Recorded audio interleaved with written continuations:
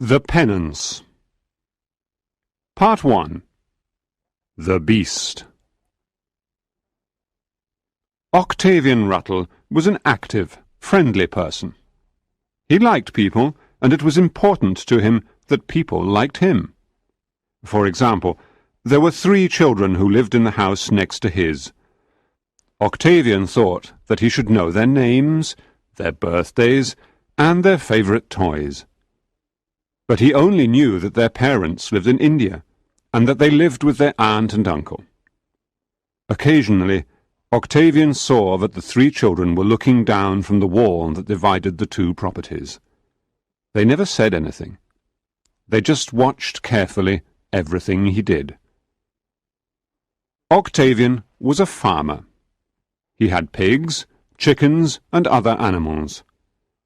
One day, Octavian looked in the chicken coop and found some blood and feathers. Some animal had killed one of his chickens. More and more chickens were killed. Octavian looked carefully for the animal that was killing his chickens. One day, he saw a cat walking around the coop. He was sure that the cat was the killer. Unfortunately, the cat belonged to the 3 children. Octavian went to the children's house and explained his problem to their uncle. The uncle agreed that the cat had to be killed. The children will be upset, but you don't have to tell them, was the uncle's last word on the matter. The next day, Octavian waited for the cat. When it arrived, he shot at it with his hunting rifle and missed it. The cat tried desperately to escape. Octavian shot again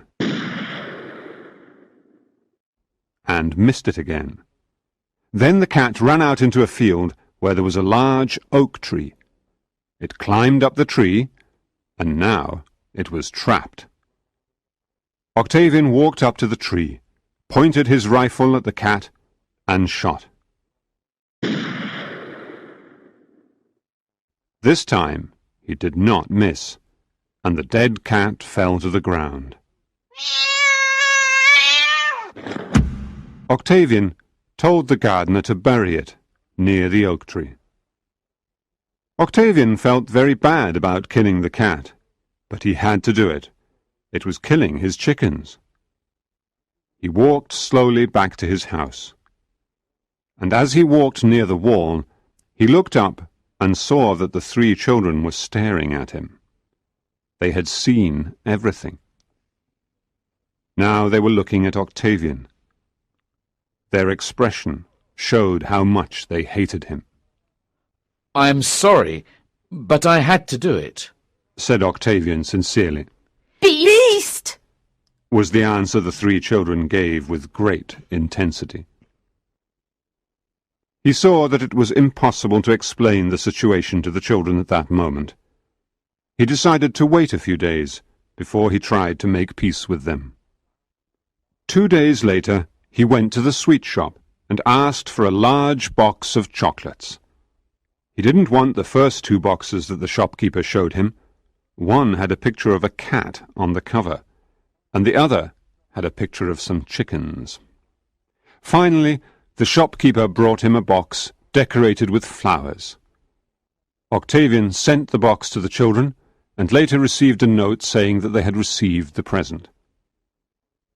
The next day, he felt much better when he went to look at his chicken coops and pigsties. He saw that the 3 children were looking down from the wall, but they were not looking at him. Then Octavian noticed that here and there in the grass were pieces of chocolate and their shiny wrappers. It looked like a greedy child's paradise. The children had thrown his presents back at him. Part 2. Unbeast. Octavian felt even worse when he found more blood and feathers in the coop. Apparently, the cat was innocent. Some other animal was the real killer. The cat had probably come near the coop looking for rats. The children learned from the servants that the real killer was not their cat, and one day Octavian found a piece of paper on which was written, "Beast, rats eated your chickens." Now more than ever, he wished to find some way to make peace with the children. One day he had an inspiration. His 2-year-old daughter Olivia usually spent a couple of hours with him while her nursemaid ate lunch. About the same time, the children appeared on the wall. Octavian walked with Olivia near the wall, and he saw that the children seemed very interested. My Olivia, Thought Octavian. will be able to succeed where I have failed. He brought Olivia a large yellow dahlia. Then he looked up at the children on the wall and asked, Do you like flowers? They nodded their heads solemnly. Which do you like best? He asked, Those with all the colours over there. answered the children, pointing to a group of sweet peas at the other end of the garden. Octavian ran happily to get the flowers for the children. He pulled up lots and lots of flowers of all different colours, and then he returned to the wall to give them to the children. But there was no one on the wall. The children had gone, and what is more, Olivia had gone too. Down in the meadow, the 3 children were pushing a go-kart very fast towards the pigsties. It was Olivia's go-kart, and she was on it. Octavian stared for a moment at the rapidly moving group, and then started to run after them. When he arrived at the pigsties, he saw the children climbing on the roof with Olivia. They were old buildings, and could not support Octavian's weight. What are you going to do with her? He shouted. It was obvious from the expression on their faces that they were going to do something bad. We're going to cook her over a fire. Said one of the boys, who had obviously read English history. Throw her down and the pigs will eat all of her except the palms of her hands, Said the other boy, who had obviously read biblical history. The last proposal alarmed Octavian the most. He had heard of cases where pigs had eaten small children. You wouldn't do such a horrible thing to my little Olivia! He shouted, You killed our little cat. replied the children. I'm very sorry that I did. Said Octavian, We will be very sorry when we kill Olivia. said the girl. But we can't be sorry until we have killed her. Before Octavian could think of an answer to this child logic, he saw Olivia fall from the roof into the muck below.